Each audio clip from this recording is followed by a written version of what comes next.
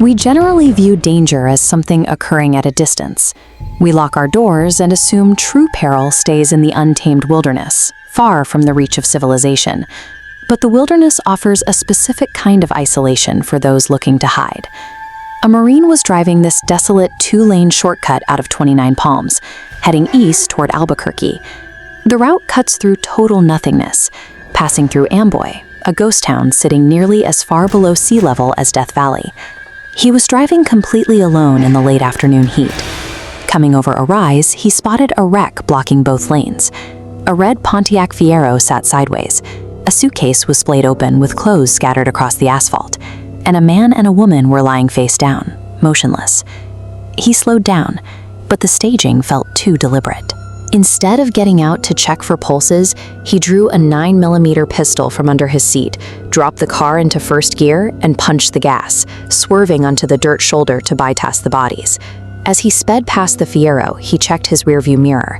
The dead man and woman were already on their knees, and 20 people were emerging from the tall grass on either side of the road to swarm the empty space he had just occupied. Predators weaponize this degree of isolation, knowing that when a trap is sprung in the deep desert, there are no witnesses left to call for help. Even recreational environments can be violated the moment the sun goes down. A group of friends were night fishing on the banks of the James River, sitting around a campfire and assuming they were alone. Suddenly, the group fell silent as a heavy, uneasy feeling took hold. Then, a blood-curdling scream erupted from the opposite shore, a high-pitched shriek that sounded like a human with no language skills being gutted alive. As they sat frozen, a second scream ripped through the air with even more force. This time, several of them broke for their trucks to retrieve their firearms. They stood with their weapons drawn, staring toward the far bank. But the third scream detonated from the bushes just a few yards away, on their side of the river. The group fled, leaving their gear behind. It was a stark reminder that even at the edge of civilization, the dark provides a perimeter for threats that aren't finished with the hunt. As the setting shifts from the wild to the residential, predators begin probing personal boundaries. In South Texas, an elderly grandmother was walking the mile home from the library at dusk, moving through a lightly wooded area. She noticed a man behind her who refused to pass. He deliberately matched her slow pace, staying a consistent distance back as the light faded, closing in only as she neared the edge of her property. By the time her driveway was in sight, he was right behind her. For the final 50 yards, he walked so close she could feel the heat of his breath on the back of her neck. A hand clamped onto her shoulder, and a voice threatened to cut her if she didn't hand over her purse. She took one step forward, turned, and shot the man in the neck with a .38 she kept in her bag.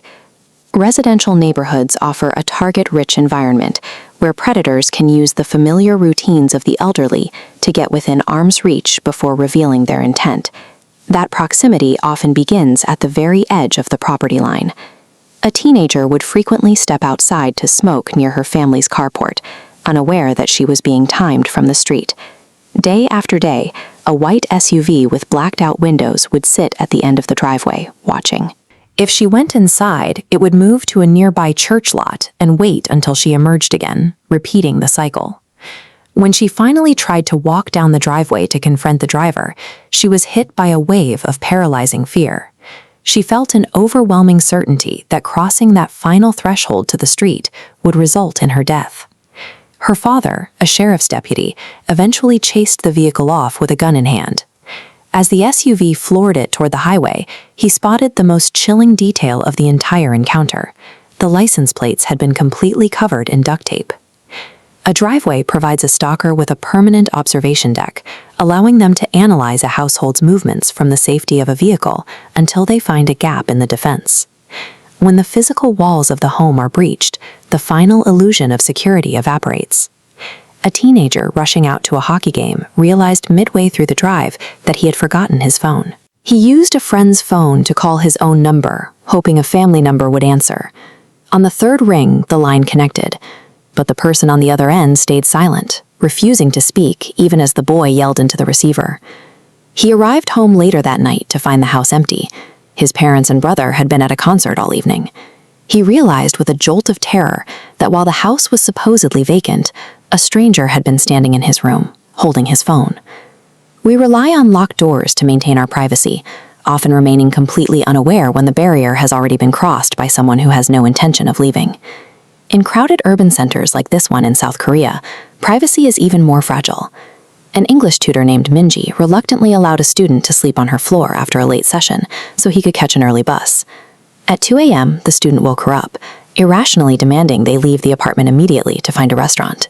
He refused the food she had in the kitchen, insisting they get onto the street right that second. Once they were outside, the boy confessed. He only wanted to leave because from his position on the floor, he had a clear view under Minji's bed, and there was a homeless man sleeping there. Police later found the man had been living there for 2 months. The violation is at its peak when a predator chooses to coexist within a home, hiding in the blind spots of a victim's daily life. This invasion can move from under the bed into the very closets we use every day. A 7-year-old girl spent weeks telling her parents that monsters were living in her closet at night, a claim they dismissed as childhood imagination. The family lived next door to a 19-year-old with a dangerous obsession. He was fixated on the father's violent history in Vietnam and had been caught trying to speak to the young daughter through the fence. One night, while the wife and daughter were away, the father fell asleep on the couch. He was woken by a call from the neighbor's parents, who were frantic. Their son was missing, and they could see a silhouette pacing back and forth inside the little girl's bedroom window. When the police arrived, they found the teenager waiting inside the child's closet. He had set up a permanent nest there, later telling deputies that he liked to watch the girl sleep in the moonlight. The ultimate terror is realizing that safety is an illusion. The most dangerous monsters don't need to break in. They are already waiting for you in the dark.